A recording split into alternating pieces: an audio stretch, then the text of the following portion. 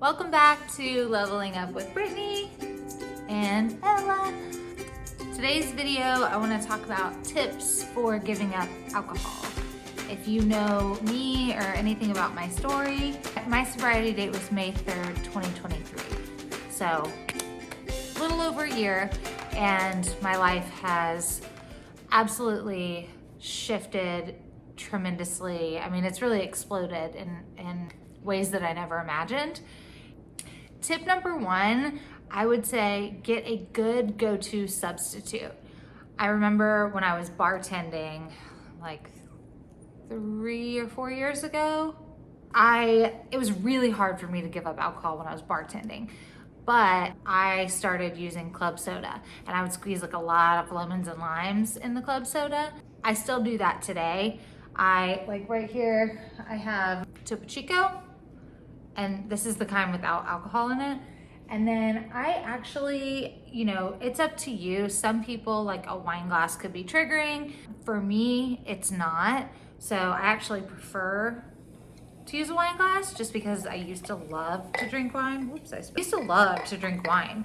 So now that I don't drink wine anymore, I still love a good wine glass and like a cute cup. Even when friends and I go out to dinner, we order our Voss sparkling water in wine glasses, or we'll get a mocktail in a wine glass. And that's just something that we like. If that is something that makes you feel some type of way, or if it's too triggering for you, definitely don't do that. All of these are just suggestions that have worked for me. And if they work for you, great. If not, just leave them. So find some kind of beverage that you can substitute. I love a good sparkling water, San Pellegrino, Perrier. Topo Chico is really good. Ginger beer actually has no alcohol in it, and it doesn't even taste like beer at all. It's like ginger ale on steroids. I like to muddle blackberries in my ginger beer for a little something fun. Maybe like blueberries or raspberries. Any kind of fruit in it gives it a little extra like celebratory feel. So those are some of my go-tos. And honestly, like I've really enjoyed drinking water and staying hydrated and watching what it does for my skin, because I spent so many years of my life being dehydrated and hungover, and I actually love to like hydrate my body now. So those are just some suggestions. Find what works for you. I was actually at a brewery this weekend with some friends, and they didn't have like any fancy Perrier or Voss or anything to offer, but they did have Gatorade. And so I took a Gatorade in like a throwback can, and that was actually, it was hot outside. It was like, the throwback can was cute, and everybody at the table, it was like such a conversation starter, my little throwback Gatorade can, and it was delicious. It was lemon lime. I didn't miss the beer taste at all, and I didn't miss the buzz. I genuinely enjoyed my Gatorade in the hot sun and the connection with the people that I was with. Tip number 2 is just go to bed early. I used to like stay up all night long, drinking wine, watching Bravo TV, and drunk dialing or Amazon shopping, whatever my little heart desired. And the more I drank, the longer I wanted to stay up. I was the kind of person that never wanted to shut the night down. I had to start going to bed early, and I had to creatively structure my night routine to where I look forward to going to bed. And so what that looked like for me is I set my room up really nice and cozy. I have nice soft sheets. I make sure they're always clean. Now that I'm sober, I wash my bedding a lot more than I used to. So like nice clean sheets, soft comfy bed. I have a salt lamp next to my bed. No clutter in my room. I have a lot more time to be organized and tidy now that I'm sober. That's another thing, is filling your time with activities, but we'll get to that. So soft lighting next to my bed. I turn the lights off. I have my little salt lamp. I put the TV on meditation, like a meditation with smooth meditation music, or like a spa. I call my bedroom the spa. So at like 7 p.m., after 7 p.m., like I'm going to the spa. I got really into flossing my teeth because when I was drinking a lot, that's not something that I put high value on, and I wound up with cavities that I had to fill. So I paid for that. But yeah, so like flossing every night, I'm so excited to like shut the night down and go floss my teeth, brush my teeth, get that minty flavor in my mouth. Doing a good skincare routine. That's another thing that I like did not care about when in my drinking days. So those are two things that I do every single night, is my like oral routine and my skin routine. It's meditation before bed, meditation and journaling. So I like to meditate. I do like a guided meditation, 5-10 minutes. That's all I do. And usually it's like a body scan, or it's focused on my breath with some nice it's guided and it's got some music in the background. So that's enough to just get me into that mood to like help me gear my mind down for sleep. And before or after that, I like to journal. I don't always do it, but it's a good way to decompress and kind of like review and log what happened during the day and like what my mindset was. So if that works for you, try it out. If you're like, I hate journaling and I hate meditating, I'm not there yet, do not worry about it. Throw that out the window. Like I said, these are all just suggestions. If you take 10% of what is in this video, great. Tip number 3, wake up early. So this goes hand in hand with going to bed early. Like I said, in my drinking days, I was the kind of person that like rolled over, hit the snooze button 5 times and was hungover. And then I grabbed my phone and I was like, I had to like scroll on Instagram or Facebook just to like get my mind stimulated to like get me to start waking up in the morning. That is not what my routine looks like today. I think I started just slowly implementing one thing at a time. The first thing I implemented was putting my phone outside of the bedroom. So hit the snooze button and you go back to sleep, even if it's like 5, 10, 15 minutes, you're starting a new sleep cycle. So that lasts for like 90 minutes. So when you go back to sleep and then you try to wake up in 15 minutes, you're entered into a new sleep cycle. It's gonna be harder to wake up than if you would have just popped out of bed the first time. So I heard that, yeah, for 30 days I did that, and it created a habit. So now that's what I do. So phone away from the bed, get up on the first alarm, turn the lights on, get light in your eyes.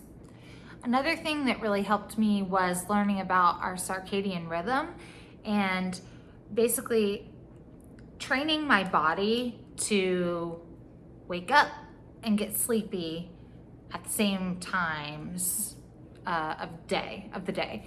So basically when you set your alarm for the same time every morning, it helps. We have all these different alarm clocks, if you will, in our body, and it helps to bring them all into alignment so that it all works together to make sure that your melatonin hits at the right time at night to get you sleepy so that you can get to bed, and then your body temperature shifts. So in the morning you start to wake up at a certain time, and then that time's like we all get like a cortisol spike in the morning, and so that jump starts the day.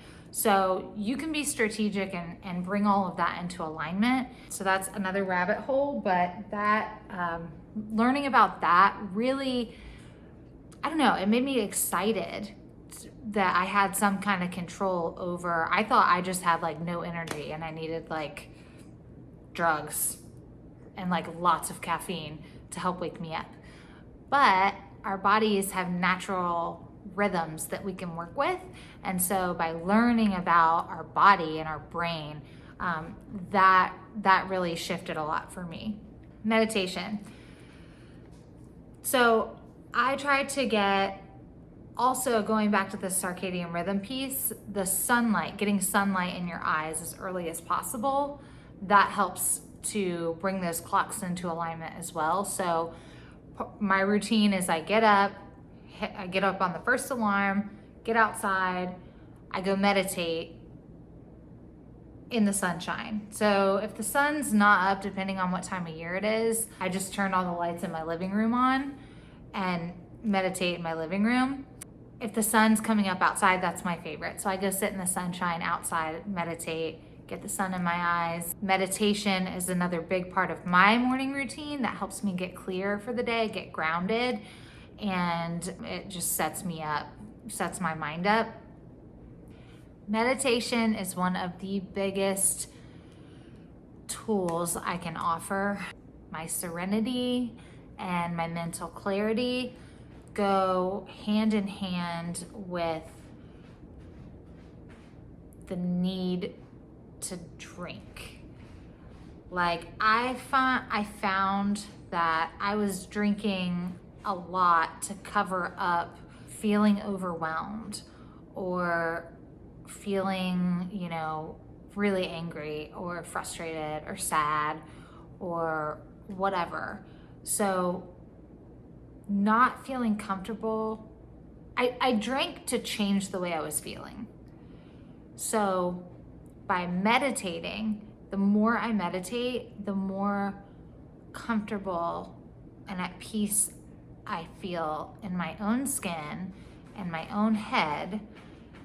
And that alleviates the reason to drink. Like I don't need to change the way I feel because I'm peaceful in the way that I feel. I still feel angry, but when I feel angry, I have the clarity from meditation to find out why I'm angry and do something about it. Maybe I need to set a boundary. Maybe I need to take better care of myself.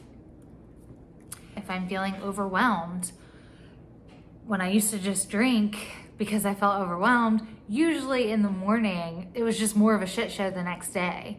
And then it just kind of spiraled. So now when I'm feeling overwhelmed, instead of drinking to mask it and like knock the edge off, I take that as a red flag. Like, whoa, okay, slow down. And meditation helps me with that, to slow down and take a look at my calendar or write out my to-do list and like get everything that I have to do on paper. And sometimes it's really not that much. Or sometimes it's really a lot and I need to delegate some things. Or sometimes I just need to pick one thing at a time and trust that the rest will kind of work itself out. Fun music. I love to turn on fun music to get my blood pumping, doing like some yoga, a little bit of yoga flow, like just getting your body moving. Those are all some good ideas. Whatever works for you to build your morning routine, but a strong morning routine that you look forward to is going to inspire you to go to bed earlier. And that is going to leave you less time to drink alcohol. So that's what we're getting to here, is setting you up for success, filling your life with things that fill you up and set you up for success, like set the future you up for success. And when you focus on all that stuff, like there's so much to focus on, you really don't have time for the alcohol. Gratitude. Write out 5-10 things that you're grateful for. In the beginning of the morning, that is such a good way to get the momentum moving in the right direction. When my heart's full of gratitude, I'm not I'm not drinking to change the way that I feel. I'm enjoying like my heart full of gratitude. Tip number 4, exercise regularly. Exercise is so good for us. It's our blood flowing, it boosts our mood, it keeps our bodies young. So don't overwhelm yourself with this. Start slow. I still, to this day, sometimes I have to like mentally prepare myself like, all right, just put your shoes on. Step 1 is put your shoes on. Step 2 is get in the car. Put some fun music on or a motivational podcast. Put something that's gonna get your momentum moving in the right direction. And just little by little baby steps, just start moving towards the gym or the yoga studio or the Pilates class or the boxing place, wherever you do your exercise. Maybe you go for a run, whatever works for you, but get your body moving. For me, like once I get to the gym, and this is something, well, fun story. When I was in my early 20s, I used to take Adderall and like go sit in the gym parking lot and literally watch people go in and out of the gym and scroll on my phone until I could get like the energy or the confidence or the motivation to go to the gym. And then a lot of times I would sit in my car for like an hour and then I would just go back home. And it was awful. So that was me in my early 20s. That little girl is still in here. So when I feel her kind of like not wanting to go to the gym, I have to kind of take over and say, all right, we're gonna go and we're gonna start slow. And by start slow, I mean literally like do low weight, low reps, like the softest, easiest start. And as I start, all it takes is to just start moving. Once I start moving, the blood starts flowing, and before I know it, I'm like going full beast mode, and you can't even drag me out of the gym. Like, I love it so much. But I still struggle to get in and get started sometimes. So don't beat yourself up, don't overwhelm yourself, just start slow, but start. Start moving your body, because the more love and respect you give your body, the less you're gonna wanna fill it with alcohol. You're not gonna want to put that in your system when you're putting the work in to sweat and like move and clear space in your precious body. I feel like I'm like having a girls' night, chit-chatting, like having just as much fun as when I would be having like a wine night, but I'm literally drinking club soda and talking about sobriety. It's like the best. And so if you're not there yet, I promise if I can do it, you can do it. All you gotta do is just start moving in the right direction. Like, start intentionally filling your life with things that don't revolve around alcohol. Tip number 5 or 6, I forget. Get curious. So what really helped me in the beginning, so this is before I got sober, I found a couple podcasts that were about recovery. And it was a foreign concept to me. I had no idea. And I remember, I don't even remember what the podcast was, but this woman was talking about that she had tried to get sober 150 times and just never could. And I don't know, I can still hear her voice. I can still hear that. And I remember hearing that and I was like, 150 times. That's like me too.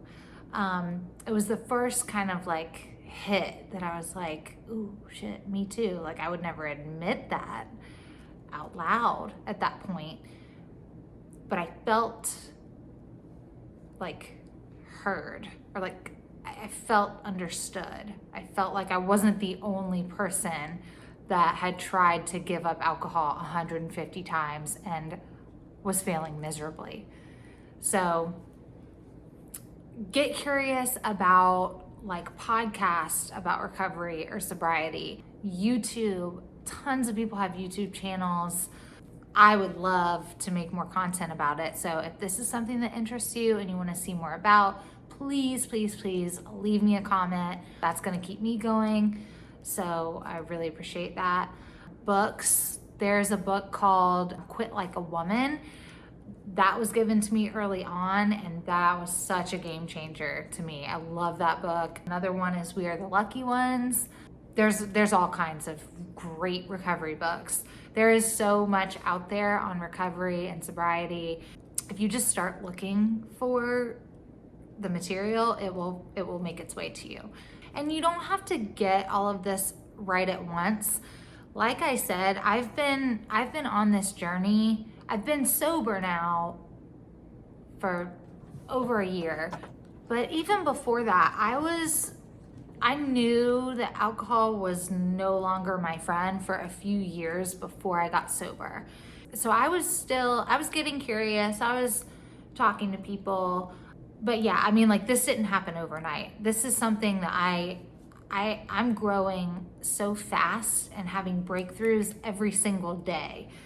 When you start making the shift out of drinking a lot to not drinking a lot, your world kind of busts wide open, and it just keeps getting better and better and better and better. So don't overwhelm yourself. Don't like think you have to grasp all of this in one day or like implement it in one day. You don't, and you're not going to.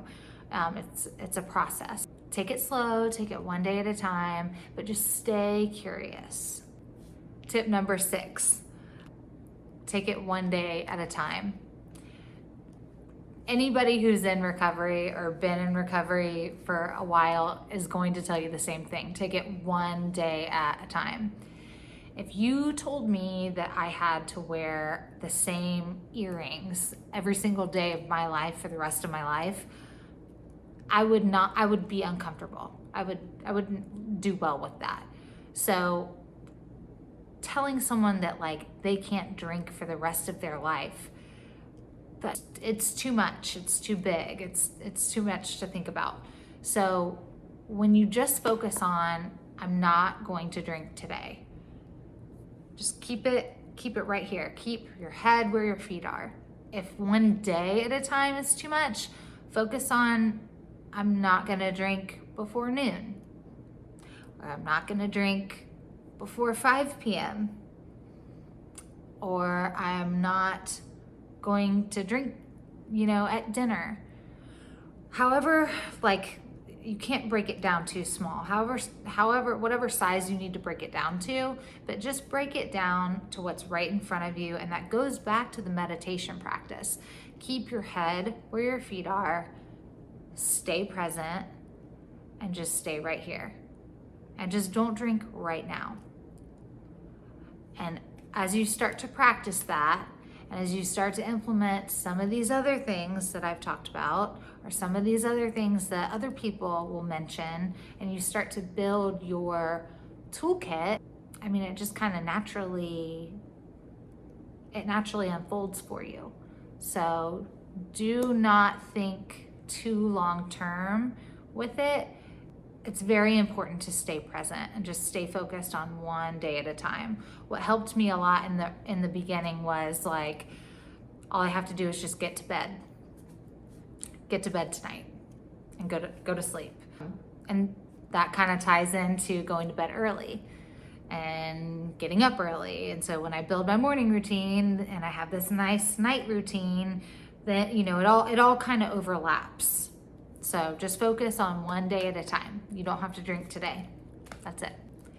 Tip number 7 is self-love. Practicing self-love. And that looks like being patient with yourself, being kind to yourself.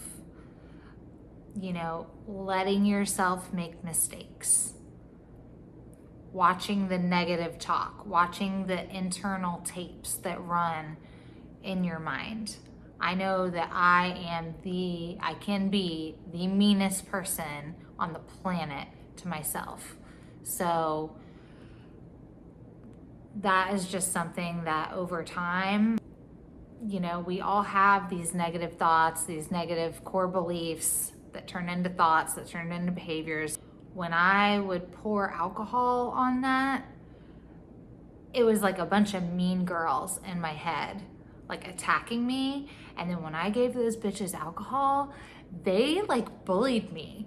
So that's what I was living with. And I would try to drink to drown them out. But the more I drank, the louder they got. And it just became a vicious cycle.